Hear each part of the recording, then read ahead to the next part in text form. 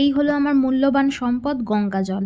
এই গঙ্গা জলটা দেখতে পাচ্ছ, খুবই মূল্যবান আমার কাছে এই গঙ্গা জলটা। আমরা যেমন কলকাতার মানুষ গঙ্গা জল দিয়ে পুজো করে, চান করে, খেয়ে মানে হাবুডুবু খাই আমরা। গঙ্গা জল মানে আমাদের কাছে কোনো ব্যাপারই না। আমি যেমন ত্রিবেণীর কাছে থাকি, ত্রিবেণীতে যাওয়া আসা, সেখানে স্নান করা, কিছু পুজো থাকলেই, কিছু না কিছু থাকলেই আমরা গঙ্গায় চলে যাই স্নান করতে। সেখানে স্নান করি, লিটার লিটার আমরা ড্রাম কিনে নিয়ে সেখানে গিয়ে জল নিয়ে আসি, খাই, চান করি, কোনোটা বাদ রাখি না। আর এখন এখানে এসে আমি একটা গঙ্গা জলের বোতল নিলাম। এখানে 100 ml রয়েছে, এই 100 ml দাম হচ্ছে 50 টাকা, তোমাদের দেখালাম।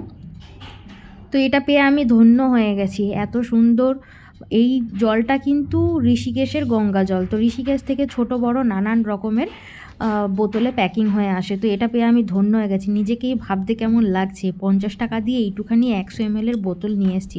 যাই হোক, এটা আমি একদম আমার যক্ষের ধন হিসেবে আমি একদম আমার সেফটি লকারে আমি ঢুকিয়ে রাখি, এটা এদিক ওদিক যাতে খরচা না হয়ে যায়। তো বন্ধুরা, তোমাদের কেমন লাগলো আমার এই যক্ষের ধন গঙ্গা জল অবশ্যই জানিও একটা কমেন্ট করে।